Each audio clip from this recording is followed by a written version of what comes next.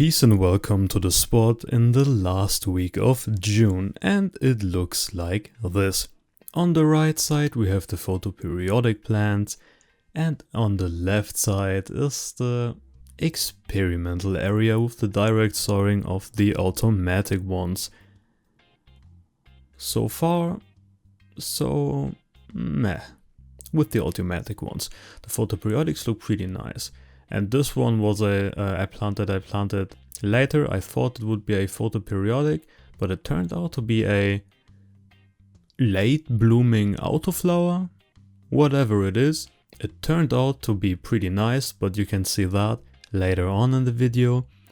Here you see what happened with the direct sowing. I put in hundreds and hundreds of seeds, and you see there are some plants here and there, but not looking too strong. They got munched by slugs, even though I put on some slug pellets. Well, the ones that are there look pretty okay. Maybe some on the smaller side for the end of June. But I'll take what I get. There's no reset button for a season, so a season fails. The season is failed. Look like at this. But again, little spoilers. I don't want to spoiler too much with these videos. I like to be with this kind of live follow along, but well, spoilers ahead. Even the automatic ones that you see here turn out to be pretty good in the end. They're not finished yet, but again, you will see that. But I still like to show the progress that has been made and what I did and so on. So, the photoperiodics, some look very good, some look very disgusting. Like this one looks pretty neat, and it's flatter than the ones in the back, which is perfect for the direction where the sun is coming. This one right here is the Series 6, which is my favorite, should be my favorite plant of these all. And in the back you see the slugs had some appetite, so yeah, they don't look too good, but hey, these are the plants in the edges, whatever, in the corners. So you see there, the slugs basically ate every little new growth that happened at these plants. So can they recover? Maybe they can, maybe they can't. We will see later on again. And funny thing is this one, I thought it will be a photoperiodic as well, but also this one turned out to be an autoflower, which is okay with my kinda wild crossings that I made. But hey, the spot is good for an autoflower because the plants were too close to each other in the bag anyways, and this one being an autoflower and not conquering with the growth later on should be pretty good. Little smell test. Smelled actually pretty nice. So this is a good sign. What I wanted to do more this season anyways is the topping. And here you can see a spot where I wanted to top the plant, but it turned out to be a fimming and not a real topping. You know, where the top is just growing not as good as it could be, so the side branches continue to grow better. But I want this plant to get more bushy, to be flatter, so the plant in the back gets taller and, you know, they trade off. The one gets the smaller growth, flatter growth, and the one in the back can take the sun more high up.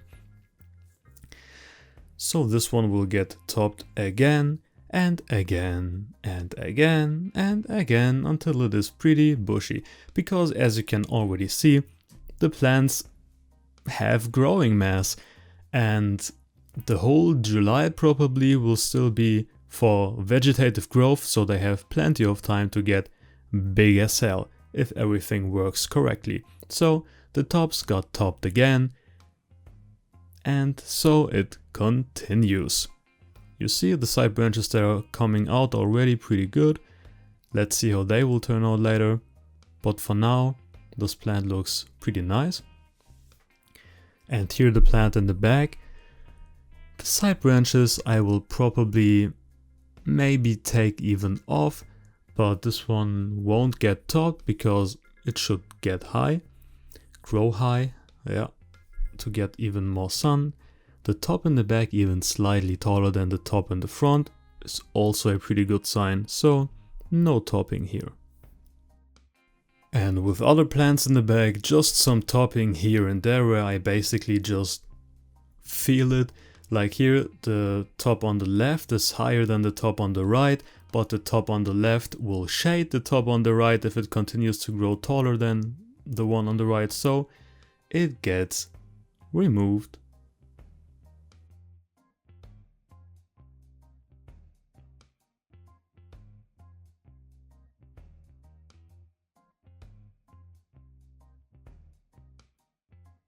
And especially with this plant, I think there is the potential, with the help of the slugs that already removed some of the stuff, that this one will get basically nothing in the lower areas because it will be shaded anyways later on. So there is no really a reason to let it continue to grow the stuff down there, because in the end I will be mad at myself that I let it continue to grow, because this will be some popcorn stuff that will be pain in the ass to trim later on.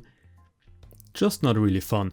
And yeah, well, you gotta be careful. I recommend using scissors, because if you just rip the stuff, the bark of the stuff gets loose a bit, and I don't think this is a good sign. So this is the stuff that I did, and the cool thing is I don't even have to water the spot. I didn't have to bring water once this spot in this season. This is amazing. The soil there just holds it pretty all right. If the plants are just in the soil, in the real soil, you don't really have to water the weed. It can grow deep down enough.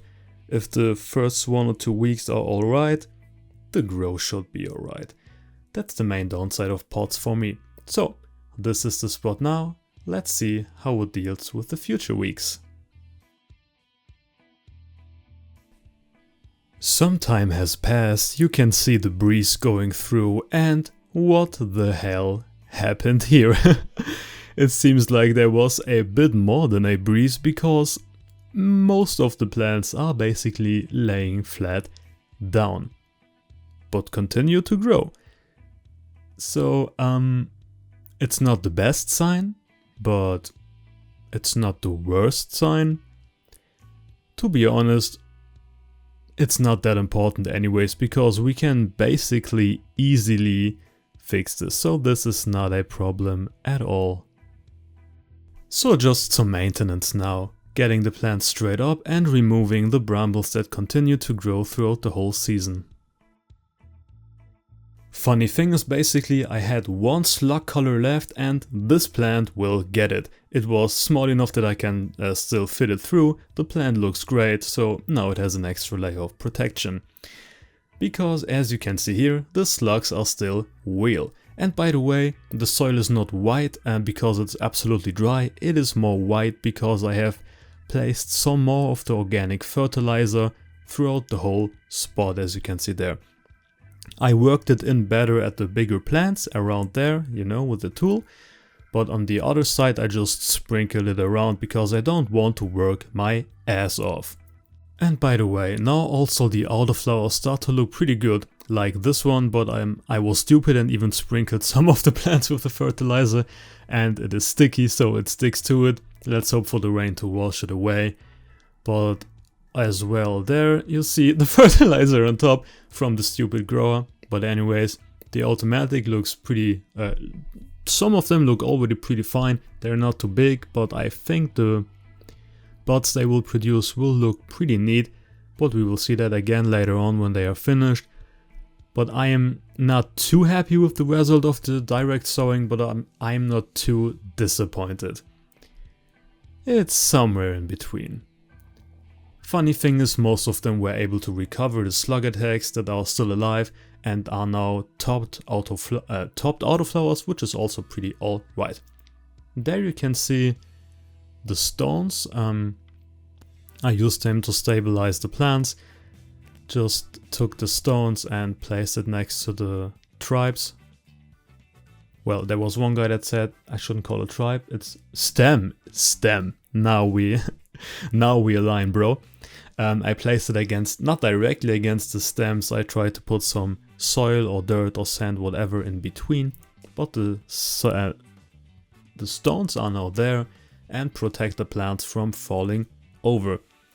As you can see, they grew for like a week or some days like this, laying down, but standing up now, it's no problem for the plants. They will bend back in maybe one day and then all of this is forgotten, so no problem. But still, the topping continues. Funny thing with the plants in the back is the one on the left is gone. Everything that could regrow from this plant got eaten by slugs, so it's basically a zombie. It stays alive with the few plants leaves that it still has, but there is no chance of it regrowing. The one on the right side, however, the slugs left some of the side branches that could try to grow in the bottom areas, and now it comes back. I'm not sure if it is really able to recover in time, but hey, we'll see. And there you see the stone again. Maybe it would be even better to be further back. This is just what I'm doing now, holding it back and then with my shoe putting the stone a bit tighter. Looking wonderful. And the automatic in between also starts to look pretty nice. Some great colors in there. But it looks like it's going to grow foxtail style, which I don't like too much, but hey, we gotta take what we got.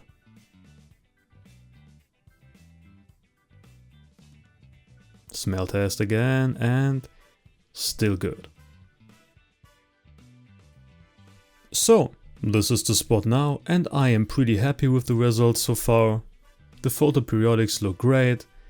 They are doing great with the amount of nutrients I give them. The automatics look also alright, so let's see how they perform later. Now it's way more sunny and the breeze is still coming through 9 days later, and this is how it looks so far. The plants are still standing not upside down, standing straight, which is nice. The one is bending a bit more towards the edge than I would like to, but we can fix this. But what also came straight to my eye was how amazing this plant with the slug color actually looks right now. It looks absolutely healthy. It's actually a straight flower right now at a great size, and it has the start of some pink pistils, which is an amazing thing.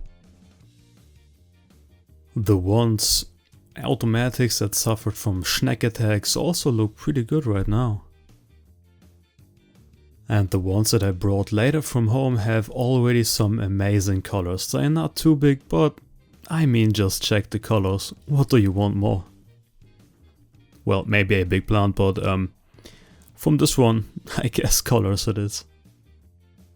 And its neighbors are again just healthy, nice looking, cute little autoflowers in the start of their, well, not the start, but in the teenager years, I guess. Also same back there. The ones that are there look pretty nice. And this one could be dead, but it's still fighting, so just gotta lay down and see what happens. And the one autoflower in the back between the photoperiodics also looks pretty cool. I mean, if we go somewhere near, you can see the colors of it. And yes, it has most of the stuff in foxtail style, so straight little purple sausages instead of big chunks of flower buds. But hey, the purple still looks amazing and it has some decent stuff on it. While bending, I can already feel that this is quite heavy. But obviously, next to this one are the highlights. The huge photoperiodics. They look so healthy and are so big. It's such a great view. No sign of any nutrient burn, no nutrient deficiency, just straight up amazing looking plants. I guess this one is about 2 meters tall now. The other ones also. I mean, I wasn't even filming the whole top of the plant, so I guess it's 2 meters at this point. And first I thought the stones may have scratched the stem of the plant, but hey, nothing there through the, because of the layer of soil, so everything looks just fine. But this one gets bent back just a bit more, just, well, Not too gently, but it holds, it works, it looks good, it doesn't damage it, so there you go. And there you can see the bend. That's quite funny. Goes to the right and then to the left again from laying down. And here just some of the little maintenance stuff that you have to do every now and then. The wind blew the plant to the edge and it got, well, it sticks to something with thorns, so I gotta remove that. Cut it a bit back, free the plant, get it straight up again, and then it can continue to grow perfectly fine. And of course, what I still do with the with the photoperiodics is to top them regularly.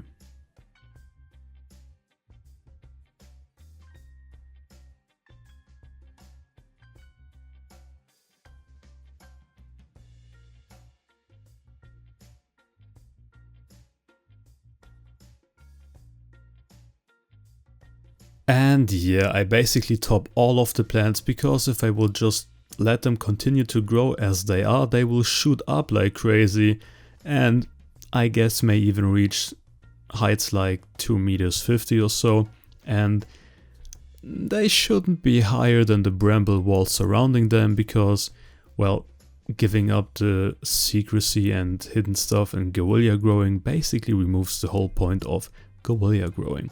So there you can see the topped stuff after it recovered for a bit. And yes, spoiler, of course, I topped them again and again to prevent them from growing up too crazy. And I don't know if I have shown that already. I'm sorry, the videos are kind of long.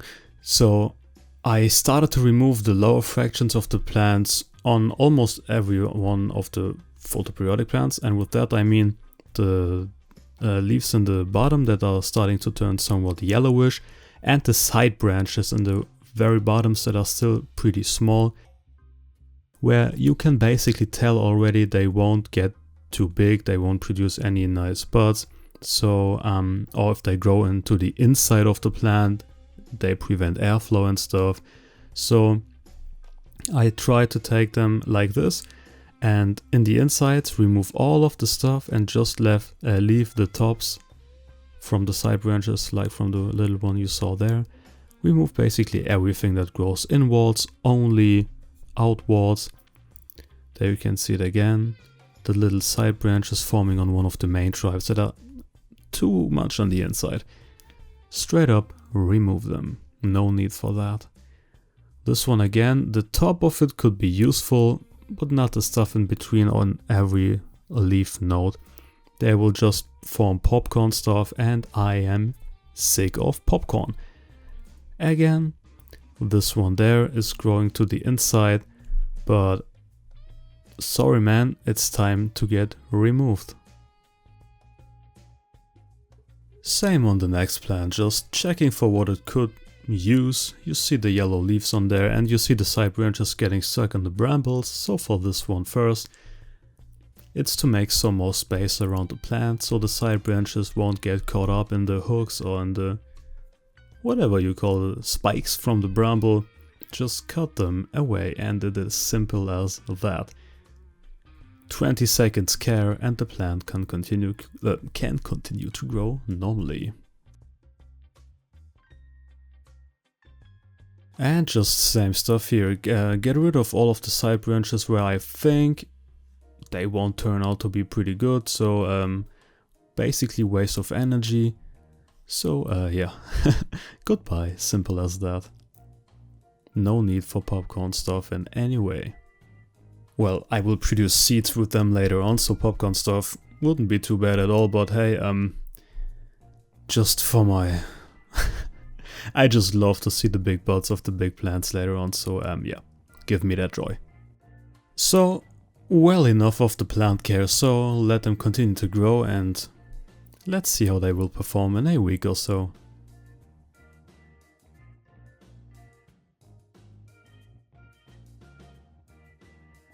What could happen in 10 days, right? Well, when it rains and it is warm. A lot and pretty fast. I mean, look at the size of these things.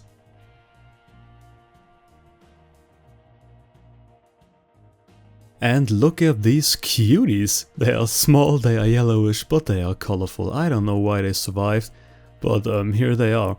And the plant between them looks pretty amazing. Now even with pictures for you to better see what I see. And I think with the pictures you can better understand why I love some of these plants so much, like this one. I mean, check it out. Or the big one that got so heavy that it fell over to the plant, well, directly next to it. It's pretty hard to stabilize because it is so heavy. Well, it can't stay upside down, but it is pretty damn heavy. But there you can see,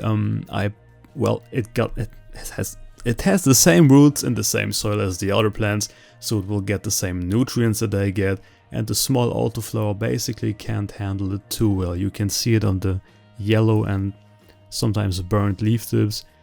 It's just not that good looking as the others, I think because of some overfeeding, but hey, this is the photoperiodic area, so yeah, your problem.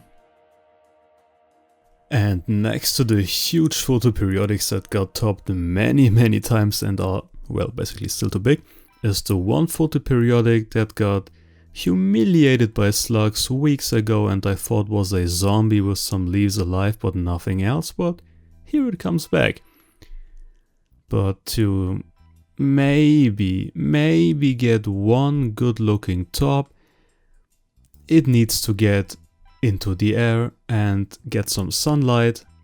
So I basically decided to remove all of the side branches that are coming out of there except of one that's the strongest and pointing directly to the sun, in hope that the root system is already strong enough to, well, feed all of them, and now they are left, so they have nothing else to pump into the stuff except for this one side branch, so all of the other stuff gets removed. And even the little side branches from this now main branch get removed because down there they cannot do anything, just get it to one straight line and then it can grow and maybe enjoy some sunlight. So now we just have 1 week more to go and the July is concluded. Let's see.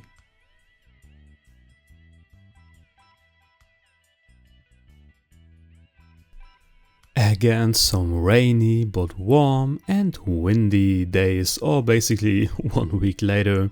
Again, a huge amount of progress has been made, but maybe you can already spot something that is not too great looking. Well, the sun is great looking, camera guy, but I mean something else. Can you show it, please?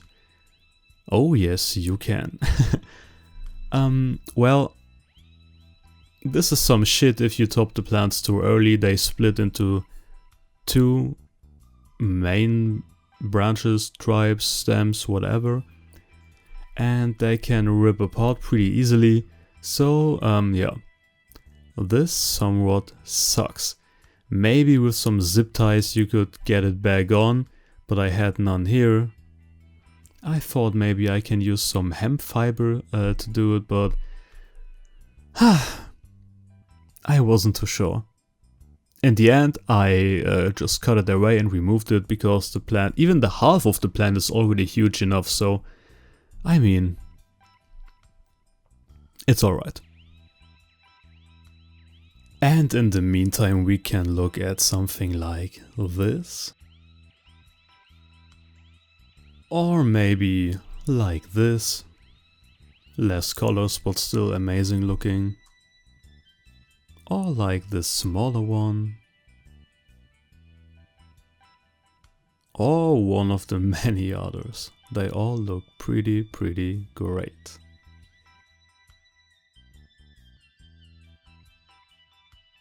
And I think back then I thought I will need to find a way to remove nothing from the one plant, but bro, come on. It's a low side branch shading a nice purple autoflower, so it's time to get removed. And now we and the sun can better see this beauty. Purple Queen Automatic crossed with Purple Queen Automatic. It's a Purple Queen Automatic, and they look just amazing as always. I really like this strain or this plant, whatever.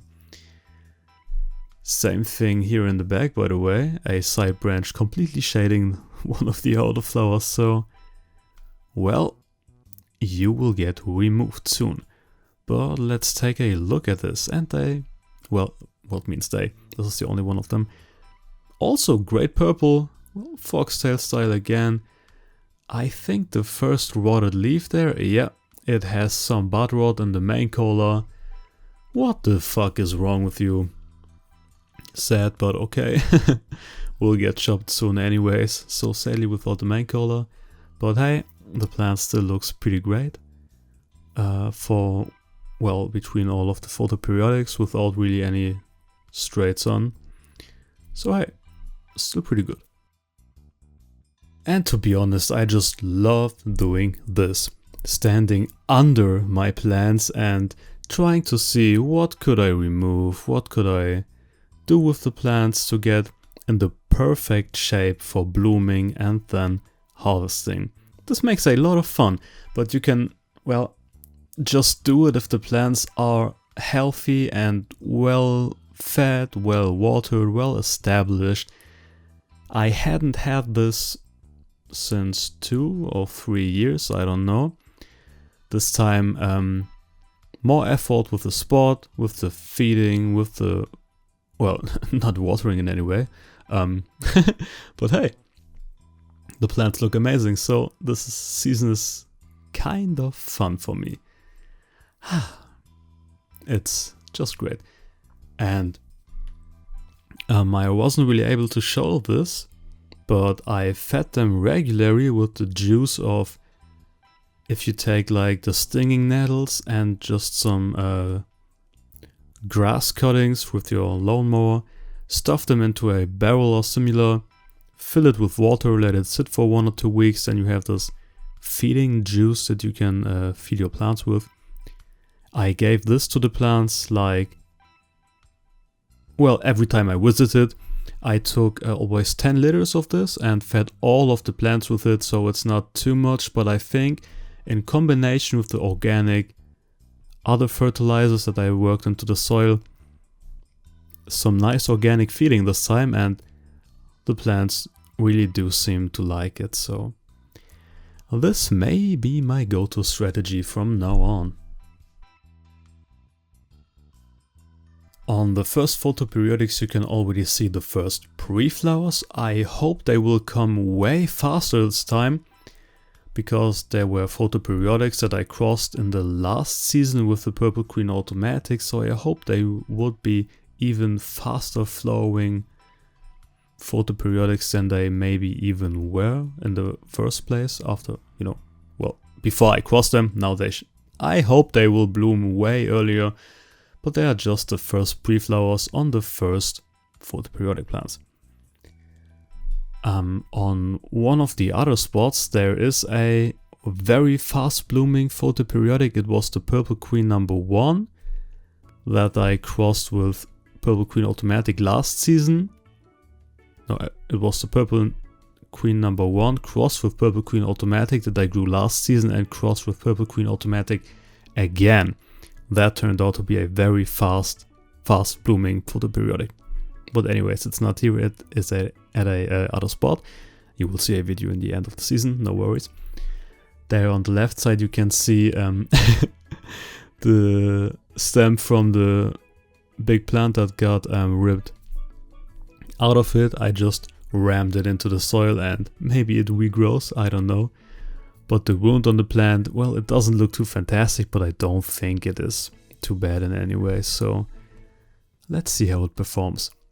Anyways, this concludes the growth in July, and I think this may become the best guerrilla grow I ever had, just according to the plant growth and the mix of automatic and photoperiodics and stuff, and the colors and just everything around it. It's pretty dope this time. Anyways, this is it for July. I hope you're just as interested in August as I am, and I do like these monthly videos. If you do like them as well, please let me know. Maybe I can keep them shorter, maybe I can get them longer. Whatever you like, maybe you just want to see a little overview of the spot each week or so, and in the end some more in-depth stuff. Just let me know, please. In the end, I am not making the videos for myself, but for you to watch them. So give me your feedback, please. Anyways, I hope you're as hyped as for August as I am. I already said it again. Never mind. Have a good time and cheers.